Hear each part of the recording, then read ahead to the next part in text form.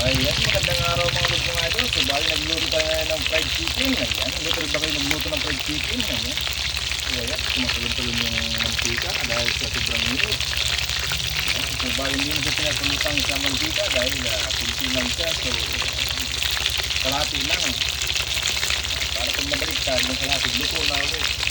Ayan, kaya lang natin yan. Ayan, pula-pula na yung kanyang yung ilalim niya, pula-pula na. So, antay na lang natin yan, mga boss idol.